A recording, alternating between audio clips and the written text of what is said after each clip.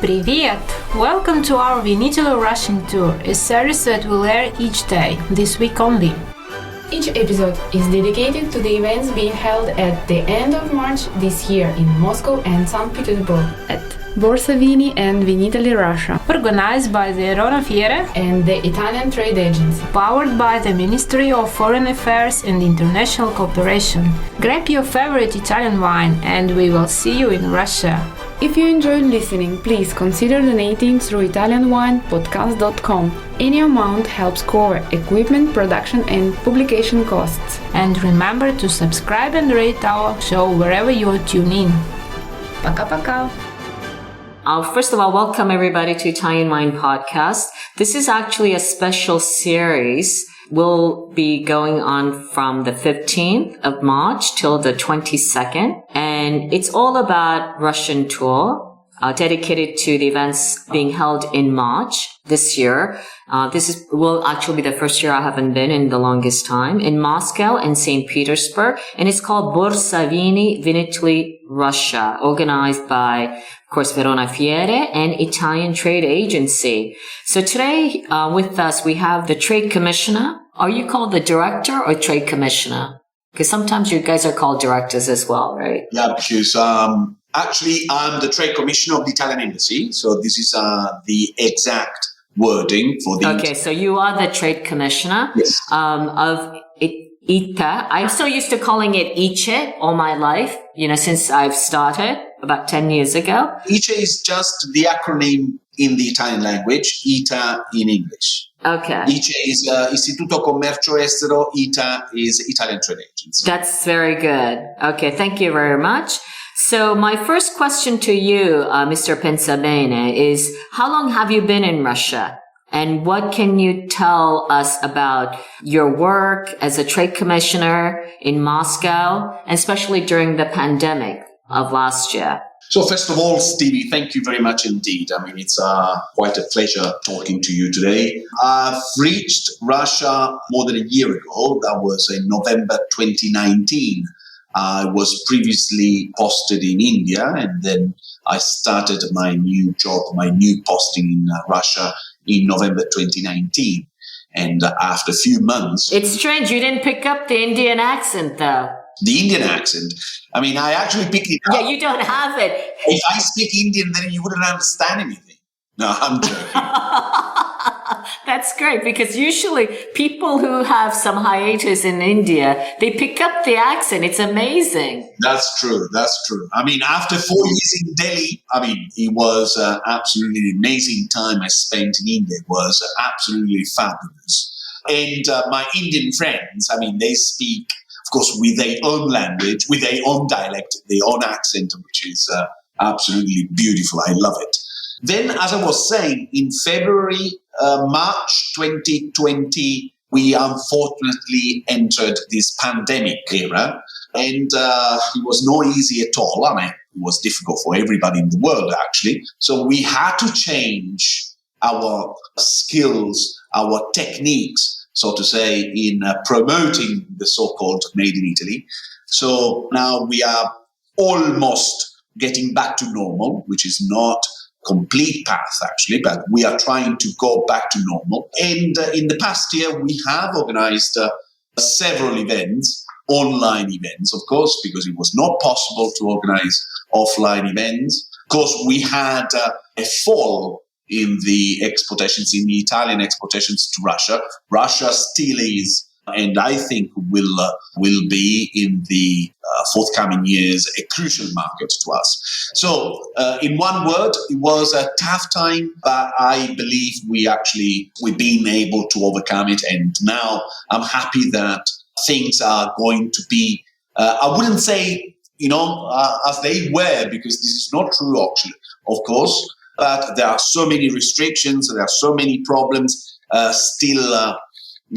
many problems, but I believe that we are doing a great job and we are trying to go back to normal. Of course, Italian companies and so Russian companies have had great losses due to this pandemic. So, speaking about the different ways of adapting to the pandemic, Are there any particular bilateral trade relations between Italy and Russia at the moment?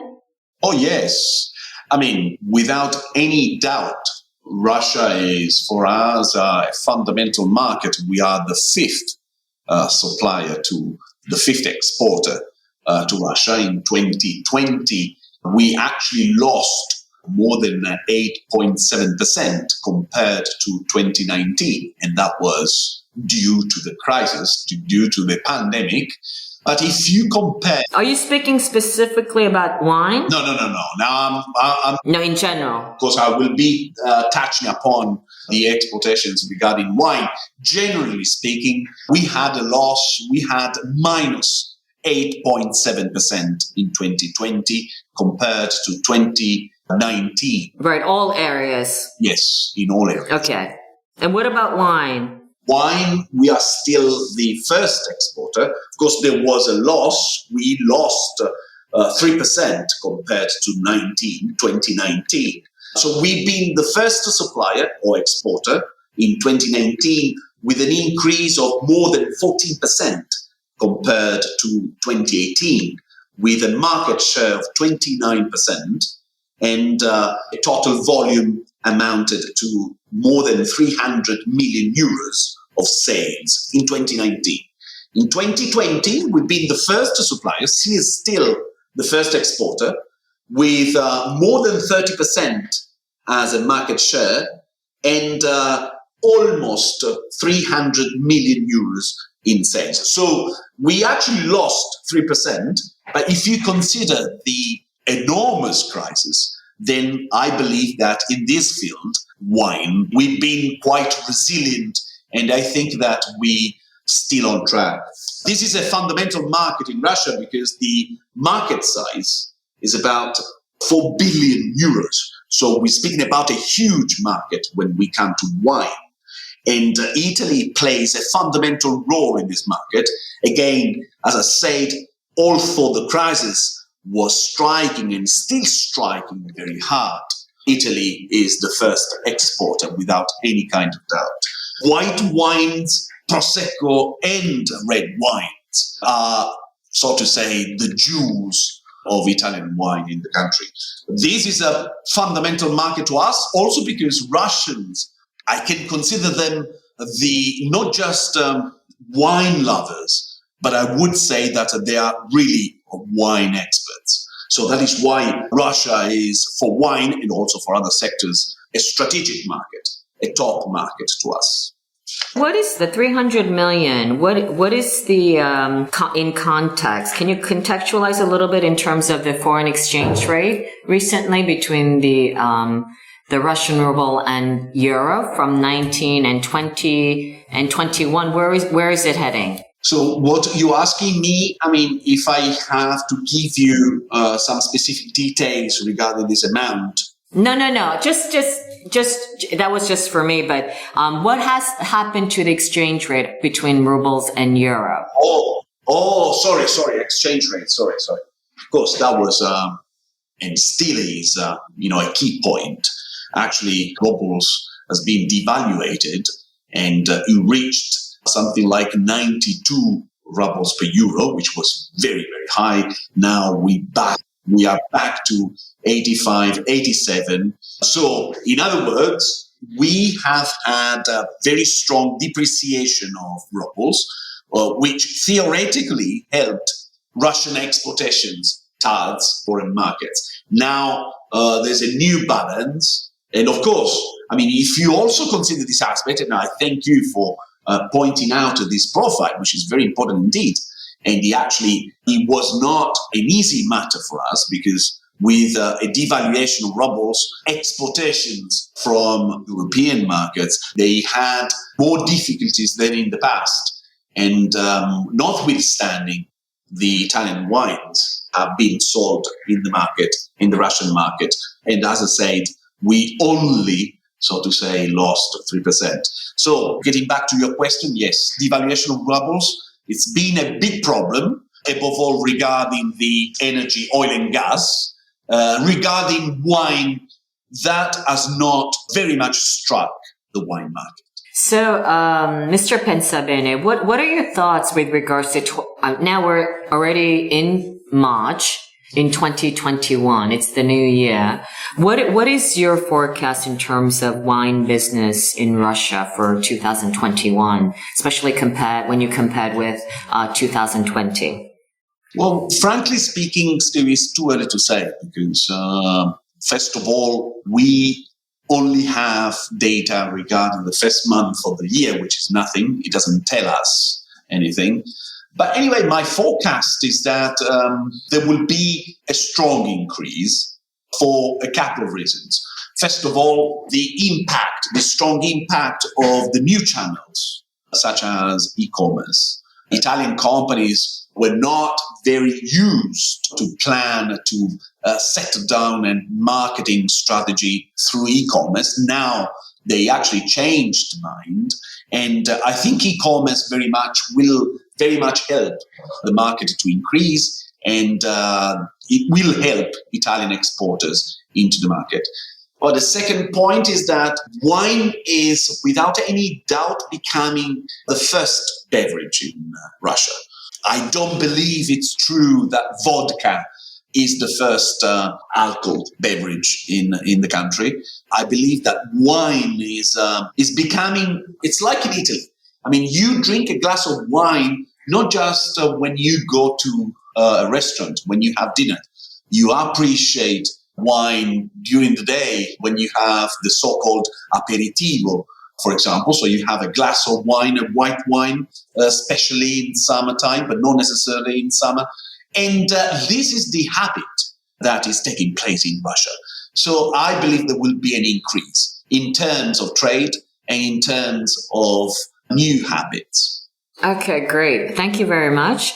I guess lastly, what I would like to ask you is if you can tell us a little bit about Borsa Vini, Vinitaly Russia in Moscow, and St. Petersburg. Your experiences with regards to any challenges that you've faced organizing an event like this, especially during pandemic. You see, Stevie, I mean, Borsa Vini is just, I wouldn't say it's a big event, but it's a very important thought.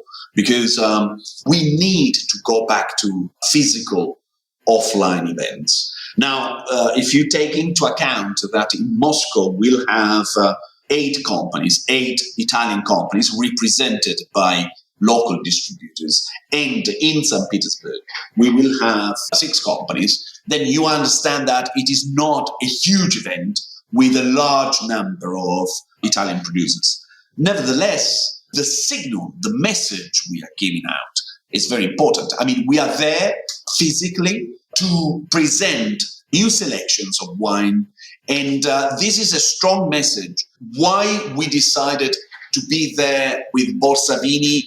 And for example, I mean, we didn't organize a bigger event in September or in July, or probably soon after Prodexpo, which is the main trade fair regarding food and wine in Russia.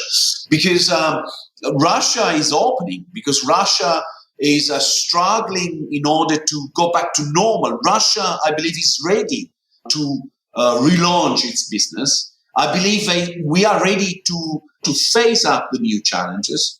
And we have to give a signal, we have to give a message that we are there. So 14 companies is not a huge thing, but the quality of these companies is very high. And also the attendance will be very interesting because buyers coming from various regions of Russia are coming over to attend. And this is, again, so to say, the certificate, if I can say that Russian buyers are appreciating further the Italian wine. Italian wine in this market, again, is a jewel which is being appreciated even more than in the past. So I'm very happy about this. This is just a new beginning, a new normal, I would say.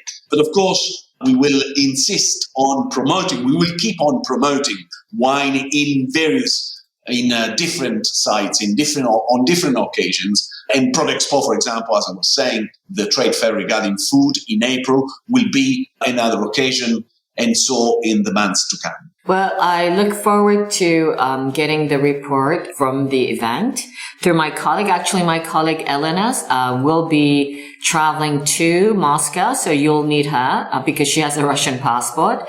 And, we really look forward to forging ahead in other occasions. And hopefully, I'll get a chance to meet you very, very soon. Thank you so much for your passion and your commitment. And more importantly, support for the Italian wine producers. Thank you very much. It's me that I thank you very much indeed. And really, I look forward to welcoming you in Russia. Please come over to visit this beautiful country unless you know it already. Yeah, I don't know. On a personal note, I don't know if you know, my first daughter, she is Russian. Because I adopted a Russian girl when she was very small. And so I have there's a special place in my heart for Russia. Right. And if I can conclude with just one sentence, please let me say, when you say wine, you speak Italian. Yeah, exactly. Okay. Arrivederci allora, viva vino italiano. Brava, arrivederci, grazie Stevie. Listen to the Italian Wine Podcast wherever you get your podcasts. We're on SoundCloud, Apple Podcasts, Himalaya FM, and more. Don't forget to subscribe and rate the show. If you enjoy listening, please consider donating through ItalianWinePodcast.com. Any amount helps cover equipment, production, and publication costs. Until next time, Cin Cin.